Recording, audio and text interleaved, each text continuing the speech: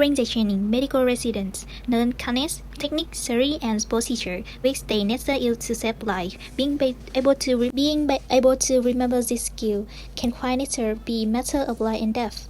With this in mind, a 2006 research study took a class of surgical residents, learning to structure arteries and sweep them into two. It receives the same study material, but one group implemented a small change in how they studied them, and when tested 1 month later, this group performed a series significantly better than the other residents. We will discuss the secrets to that group's success, along with 2 other highly effective study techniques which can be applied both in and out of the classroom. But to understand why this mentally work, let's first unpack how brain learn and store information. Say you are trying to memorize the anatomy of the heart. When you are introduced to a new concept, the memory is temporarily encoded in rows of neurons in a brain area called hippocampus. As you continue to learn about working of the heart in class or study is chamber for an exam. Reactivate the same neurons with this repeated firing sanctions regulations within the cell, stabilizing the memory that activates the lowness of heart autonomy is stored long-term, which in the words, another brain area known as a neocortex. How information is transferred from the short-term to the long-term storage is still not completely understood, but this thought to happen in between study seasons, and perhaps most crucially during sleep. Here the loneliness is integrated with other relative concepts you already know, such as how to measure heart rate or autonomy of other organs.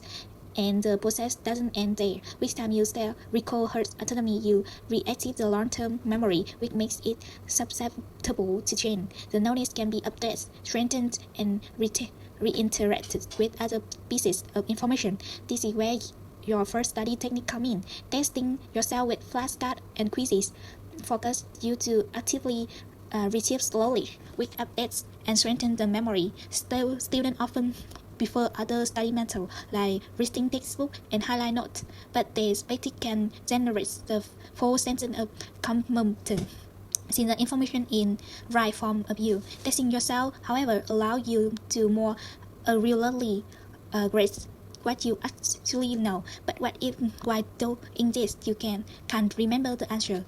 Not worry, making mistakes can actually improve learning in long term. This theory writes that as you rack your brain for answer, you activate relevant place of knowledge. Then when the correct answer is later revealed, the brain can better ingest this information with that you already know. 1 second technique built on the first. When using flashcards to study, it's best to mix the test with multi-subjects.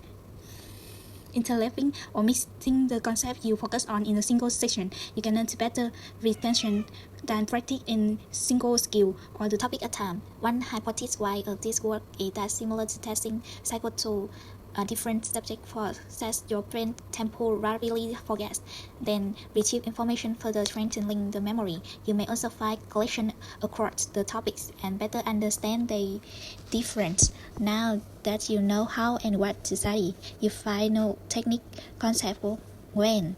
Space your review across multi days, allow for rest and sleep between sections, while apply the brain is actively at work, storing and integrating knowledge in new context. So why cramming the night before the exam may seem logical? So won't the material be fresh in your mind? The information won't stick around for the long term. This brings us back to our medical residents. Both groups study the sovereignty for the same amount of time. That's one group training scheme in single day, while other more successful group training was spread over 4 weeks.